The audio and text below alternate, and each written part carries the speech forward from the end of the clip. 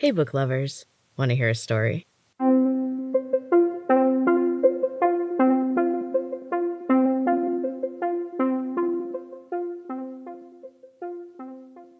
Welcome back to Storytime with M. This is a mini episode from M's Books and Cats podcast where I am sharing my book Feelers, a chapter a week, sometimes two.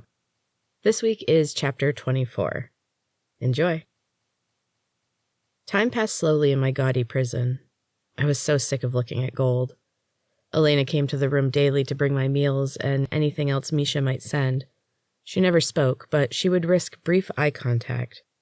That was more than enough. I could read the changing tides of the tower just by looking at her face. I knew something was wrong when she entered. Elena avoided my eyes, and her face was paler than usual. The panel didn't close behind her. She glanced at the opening, and a ball of fear formed in the pit of my stomach. Misha entered the room in a fury. She didn't speak. She was in my face almost before I could comprehend her presence. Her palm struck my cheek with so much force that I stumbled backward and fell. My head bounced off the tile floor, and I lay there stunned. The pain came a moment later. Then her foot connected with my ribs, and I forgot about my head. Each kick sent another bright flash of pain through me, but as it continued, I felt myself slip out of my body. I could still vaguely feel her attack, but the pain was fuzzy and dulled. From above, I took in the room as if in a dream. Misha was unmerciful and continued to pummel my unresponsive body. Elena stood behind her, transfixed on the violence in front of her. Her head came up slowly, and she lifted her eyes to meet mine. She took in a breath sharply, and the sound spun Misha around to face her. "Something wrong?" she asked in a voice that was too calm. Elena shook her head quickly. "My stomach, I'm sorry," she stammered. She bowed her head and took a step back. Misha smirked at her. "You're pathetic," she sneered. She kicked my motionless body once more. "Clean her up," she snapped. She strode to the panel and it slid open. She left the room without breaking her stride, and the panel slid back into place. "Get back in your body."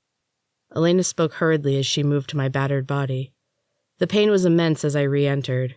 Elena was tending to a cut on my face, and the cloth she held on my forehead was soaked in something that stung as it entered the abrasions.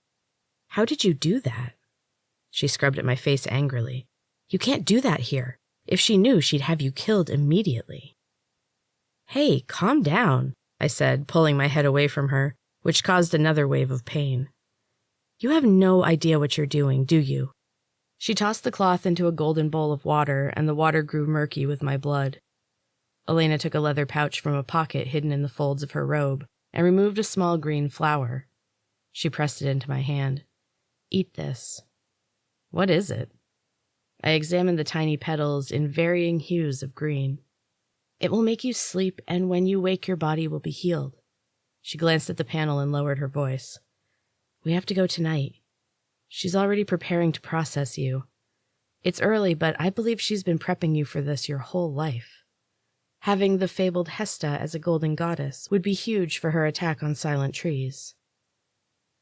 So, other than Misha being a complete psycho, why would I want to leave? Why not help her attack the soulless drones that tortured me for years?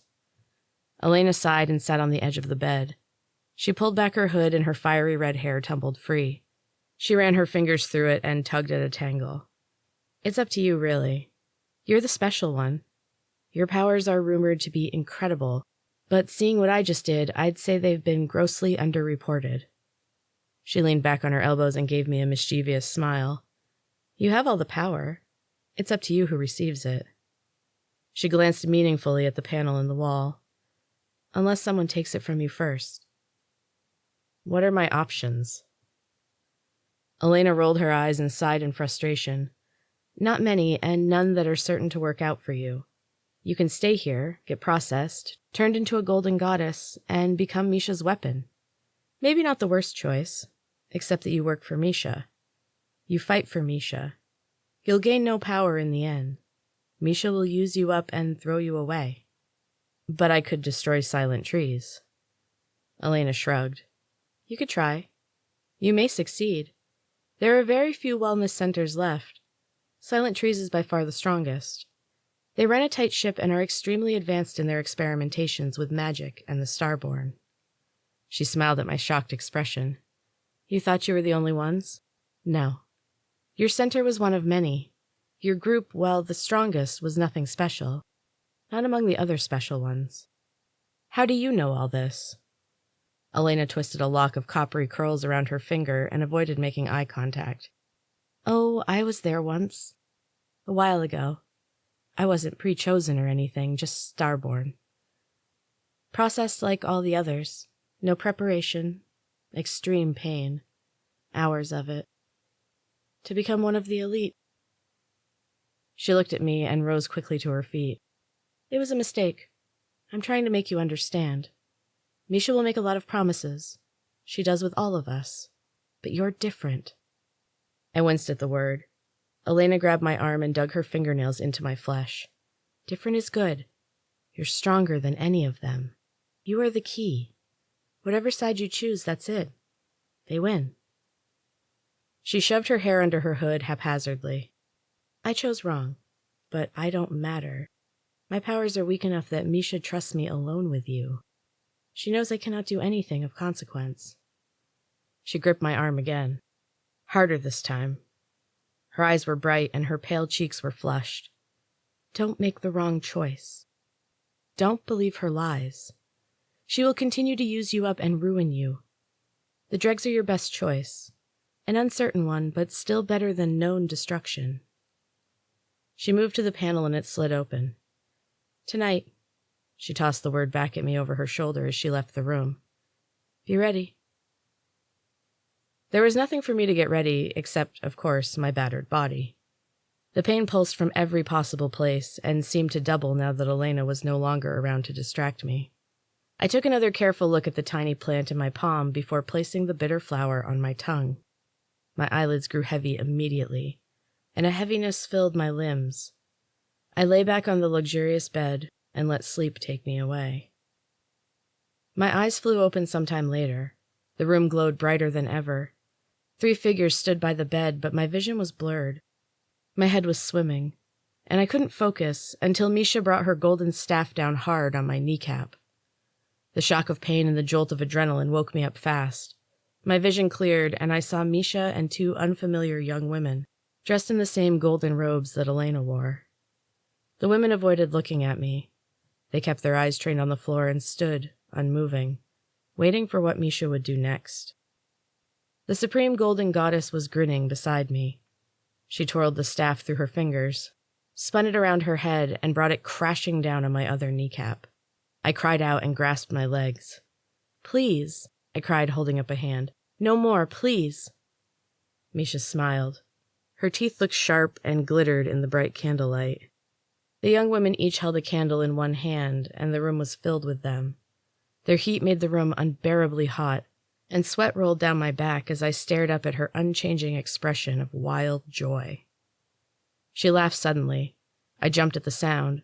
The women beside her shifted slightly. Were you expecting someone else? Your friend, Elena, perhaps? Her smile grew wider but did not reach her eyes. Her lips stretched unnaturally over her brilliant white teeth. I knew something was off. I could smell it. She ran a finger across my cheek. Her touch was so light and gentle that it sent a chill through me, despite the heat of the room. She broke easy enough. She told me everything about your little plan. I didn't have any plan, I exclaimed. My voice came out small and shaky. The sound made Misha's horrid smile even more gruesome. Her plan, then. It doesn't matter. She's been reprimanded. Her expression softened a little, looking more human and gentle. Give me a chance, my dear. You already know what Silent Trees has to offer you, and the other places are even worse. The dregs can offer you nothing because they have nothing. I really can't imagine choosing any other way. You'll be a golden goddess, a powerful one. Not as powerful as me, of course, but next in line, certainly. She snapped her fingers and the young women laid their candles on the bed. The flames dipped, went out, and then flared back to life. The bedding caught quickly, and I leapt from the bed with a yelp of fear. Misha cackled happily and banged her staff on the floor. "Let it burn," she cried, her eyes locked on mine. "The choice is yours. Follow me or burn." She spun around and stomped from the room, accenting each step with a strike of her golden staff. The young women moved to my sides and took me gently by the elbows. They led me out of the room, and the panels slid shut, locking in the inferno. Misha moved with great speed. The sound of her staff echoed off the golden walls of the massive corridor. The girls ushered me along at a great pace. My feet barely touched the floor. The supreme golden goddess turned abruptly and slammed her staff into the wall. A hidden panel slid open, and she stepped inside, still moving at a frenetic pace. The young women released my elbows and pushed me hard. They slipped into the hidden doorway as I slammed into the opposite wall. A panel opened behind me, and I fell onto my backside. The panel closed again, and I was alone in the dark. A dim glow surrounded me, and if I focused, I could make the light brighter. With complete concentration, I could almost see the entire room, though I couldn't look at it directly without losing the light. The room was small and empty. It was narrow and windowless and gray. I moved deeper into the gloom. On the far wall was a small door. It groaned when I pushed on it, but it did open. I squeezed through the tiny opening and found myself in a narrow cement cube with a metal ladder running up the center. I examined the ladder, but there was not much to be seen. Up or down? I couldn't decide, and the blank cement floors and endless ladder offered no clues. Hesh. The voice was in my head, but also somehow came from below. Down here. The voice was Elena's low, confident tone. I didn't know if I could trust it. Misha could have easily set a trap. Or the young women. There was no reason to believe that Elena even lived still. And yet the voice was hers. I was certain of it. I wrapped my hands around the cold steel rungs of the ladder and stepped off the solid landing. Hand over hand, step by step, I descended into the darkness, following the call of a phantom voice. And that is the end of Chapter 24, book lovers. I hope you're still enjoying Feelers, and I will be back next week with a new chapter. Until then, keep reading.